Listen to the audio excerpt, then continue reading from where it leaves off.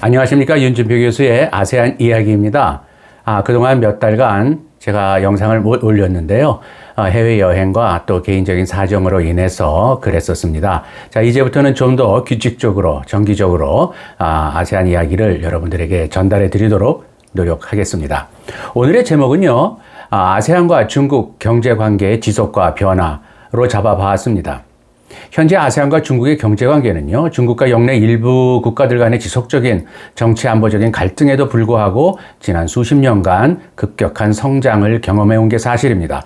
남중국해를 둘러싼 긴장 속에서도 아세안과 중국의 무역관계는 크게 발전해서요, 악영향을 받지 않는 것처럼 보였습니다. 그런데 최근에 소위 미중 경쟁 관계 같은 새로운 지정학적인 도전으로 인해서 아세안과 중국의 경제 교역 관계에는 상당한 불확실성이 나타나고 있고요. 아세안 국가들 또한 이러한 지정학적인 역학 관계 변화에 따라서 여러 가지 다각화 전략을 추구하고 있는 모습도 보이고 있습니다. 오늘은 바로 이러한 것을 가지고 여러분들과 같이 한번 얘기를 나눠보고자 합니다. 지난 수십 년 동안 중국과 일부 아세안 국가들의 정치 안보적인 유대는 여러 차례 공식적인 관계 격상에도 불구하고요. 장밋빛과는 거리가 멀었던 게 사실이죠. 2000년대 대부분의 기간 동안 남중국해의 긴장 상태는 뚜렷해졌고 지난 몇 년 동안 간헐적으로 교전도 계속 발생했었습니다. 저는 이러한 긴장의 배경은 분쟁 해역에서의 중국의 주장 때문이라고 생각하고 있습니다. 해양 분쟁은 정치적인 영역에서 양국 관계에 상당한 부정적인 영향을 끼쳤습니다. 싱가포르 국제관계연구소 ICES죠. 거기서 매년 발표하는 자료가 있는데요. 그 자료를 보면은 올해 2023년도에 동남아시아 현황조사에서는 중국이나 또는 미국과 동맹을 맺을 수밖에 없을 경우라면 아세안의 응답자의 38.9%만이 중국을 선택할 것이라고 대답을 했습니다. 특히 이 중에 베트남은 22.1%, 필리핀은 21.2%에 그쳐서 아세안 평균보다도 크게 낮았습니다. 남중국해 분쟁이 두 나라에 던지는 의미가 얼마나 큰지를 알 수 있는 것이죠. 그렇긴 하지만 1991년 7월 중국과 아세안이 하나의 블록으로서 대화를 시작한 이후에 특히 무역 분야에서 중국과 동남아 지역 국가들 간의 경제 관계는 극적으로 발전한 것이 사실입니다. 중국의 그 공식 자료에 따르면요, 1991년 79억 6천만 달러에 불과했었던 아세안과 중국 간의 교역이 2010년도에는 2,928억 달러로 증가했습니다. 양측의 교역은요, 2019년도에 6,415억 달러에서 최근 몇 년 동안 코비드 팬데믹에도 불구하고 2022년도에는 9,753억 달러로 최고치를 경신했습니다. 중국은 2009년부터 아세안의 최대 교역국이고요. 아세안은 2020년 유럽연합을 제치고 중국의 1위 교역 대상 지역이 되어 있습니다. 특히 이제 아세안과 국가들과 중국 간의 정치 안보적인 관계와 경제 관계의 상대적인 대조는 그런데 아주 흥미롭습니다. 남중국해에서 중국과 가장 치열한 해양 경쟁을 벌이고 있는 나라가 베트남이죠. 그리고 필리핀입니다. 이 두 나라의 경우에도 경제와 무역에서는 매우 제한적인 피해를 입고 있다고 말할 수가 있습니다. 다자 차원에서 아세안 중국은요, 자유무역협정 3.0을 위한 협상이 잘 진행되고 있는데요. 이는 협정이 체결되면 경제적 유대가 더욱 깊어질 수 있음을 시사하는 것입니다. 그러나 중국과 미국의 경쟁이 심화되고 또 미국의 특히 디커플링, 탈동조화 또는 디리스킹 같은 성향이 시사하는 바는 아세안과 중국의 경제관계에 상당한 불확실성을 야기할 수가 있습니다. 자, 이제부터 베트남을 가지고 좀 예를 들어보겠습니다. 중국과의 무역관계는 수십 년 동안 상당히 심화되었습니다. 세계은행 통계에 따르면 베트남의 대중무역 총액은요, 2000년 29억 4천만 달러에서 2011년도에는 364억 8천만 달러로 증가했습니다. 베트남 자료에 따르면요, 이 수치는 2022년 기준으로 보면 1757억 달러에 달합니다.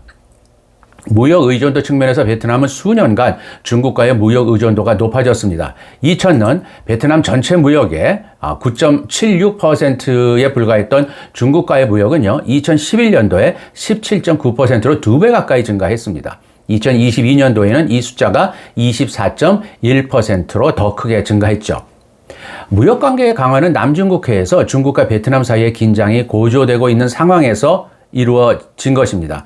2014년 5월 베트남 당국은 1974년도 중국에게 빼앗겼던 파라셀 군도의 이 서사군도죠. 인근 해역에서 중국 석유 시추 굴착기 활동에 대해 격렬한 항의를 했습니다. 해상 교정이 이어졌고요. 일부 보도에 따르면 이 사건을 수십 년 만에 최악의 외교 위기라고 규정했습니다. 육상에서는 베트남 사람들이 중국산으로 추정되는 베트남 공장을 공격하면서 반중 시위가 폭력적으로 변했습니다. 중국인 몇 명이 사망한 것으로도 알려졌죠. 이것은 단지 하나의 예일 뿐입니다. 베트남과 중국 관계 관찰자들은 지난 수십 년 동안에 남중국해에서 두 나라 사이에는 수많은 다른 충돌이 발생했다는 사실을 잘 알고 있습니다. 필리핀과 중국 관계에서도 같은 패턴은 뚜렷합니다. 중국과 필리핀 간의 무역관계는 지난 몇 년 동안 심화되었는데요. 세계은행 통계에 따르면 필리핀의 대중국 무역 총액은 2005년도 72억 1천만 달러에서 2011년도에는 126억 달러로 증가했습니다. 필리핀의 공식 데이터에 따르면 이 수치는 22년 현재 391억 9천만 달러에 달합니다. 무역 의존도 측면에서 필리핀 역시 중국과의 무역 의존도가 크게 상승했죠. 필리핀 자료에 따르면요, 또한 2005년과 2011년 필리핀 전체 교육에서 중국과의 교육이 차지하는 비중은 각각 7.9%와 11.3%였습니다. 2022년 이 수치는 18.1%로 2배 이상 크게 증가했습니다. 정치 안보적인 측면에서 필리핀은 남중국해에서 중국의 주장에 오랫동안 비판적이었고요. 2016년도 국제상설중재재판소가 필리핀에게 유리한 판결을 내렸고 이것을 중국이 거부했었죠. 얼마 전에는 영국 BBC 방송에서 남중국해 분쟁 해역에서 중국 해양 경비함과 필리핀의 경비함이 거의 충돌할 뻔한 장면을 보도하기도 했었습니다. 이런 상황을 보면 아세안과 중국의 경제관계는 앞으로 더욱 심화되리라고 예상합니다. 정치적 긴장이 양국의 무역 강대에 중대한 영향을 미칠 것이라는 특별한 징후는 없습니다. 부분적인 경제적인 디커플링을 시도하는 모든 시도는 이미 복잡하게 얽혀있는 아세안과 중국 간의 공급망과 갈등을 빚을 겁니다. 중국 자료에 따르면 아세안의 중국으로부터의 전체 수입은 2018년도에 3,192억 달러에서 2022년도에는 5,673억 달러로 증가하는 추세입니다. 이러한 수입의 상당 부분은요, 아세안의 궁극적인 수출에 중요한 중간 제품을 포함하고 있습니다. 예를 들면은요, 베트남은 2022년도에 베트남이 수입한 상위 3개 상품을 보면요, 중국이 컴퓨터, 전기 제품 이런 부품들을 중국으로부터 29.4%, 기계, 장비, 도구 등을 53.8%, 섬유, 가죽, 신발, 소재는 50.3%를 중국으로부터 도입을 하고 있습니다. 이런 중간재는 가공이 되어서 베트남 수출에 상당한 비중을 차지합니다. 강력한 경제적 의존성을 이와 같은 것을 고려할 때 어려운 정치나 안보 관련 문제에도 불구하고 아세안과 중국 간의 지속적인 확대는 무역의 지속적인 확대는 계속될 것으로 봅니다. 그렇지만 앞으로 불확실성이 커질 수 있다는 점을 지적하지 않을 수 없죠. 우선 무역 관계의 급성장이 동남아 지역에서 중국에 대한 소위 의존도, 중국의 의도에 대한 신뢰로 이어지지는 않고 있다는 게 사실입니다. 앞서 언급했었던 싱가포르 동남아 연구소 조사에 따르면 중국의 아세안 지역에 대한 경제적 영향력 확대를 환영하는 아세안 국가는 35.5%에 불과합니다. 이에 비해서 조사 대상자의 65.7%는 미국의 지역 경제적 영향력 확대를 환영하고 있습니다. 이를 통해서 현재 미국과 동맹국들이 중국에 대한 경제적 의존도를 줄이기 위해 진행하고 있는 저희 우방 공유 및 디커플링 노력에 아세안 여러 나라들이 어떻게 대응할 수 있을지, 그리고 이러한 노력들이 결국 아세안과 중국의 경제관계에 어떤 영향을 미칠 수 있을지 생각해 볼 필요가 있습니다. 특히 일부 아세안 국가들은요, 공급망 복원력 구축을 목표로 하는 미국 주도의 인도태평양 경제 프레임워크 IPEF에 참여하고 있습니다.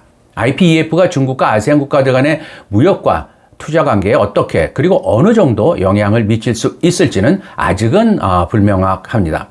아세안 국가들도 지정학적인 역학관계의 발전에 따라서 전체적인 소위 다각화 전략을 강화할 가능성은 높습니다. 예를 들어서 베트남은 수년 동안 경제 다각화를 위해서 다른 나라들과 많은 FTA, 자유무역 협정을 체결을 했는데요. 게다가 일부 아세안 국가들은 최근 몇 년 동안에 오커스 또는 이 쿼드 같은 협정에 긍정적인 신호를 보내고 있습니다. 이러한 외교 안보적인 인식 변화가 아세안과 중국의 경제관계에 어떤 영향을 미치는지는 주목해 볼만 합니다.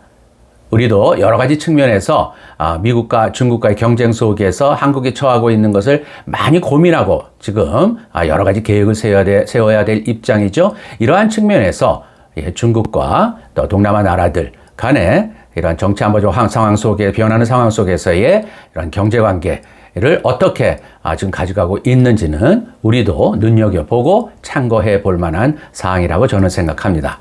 자, 오늘은 이것으로 마치겠습니다. 오랜만에 들어주신 여러분 대단히 감사합니다.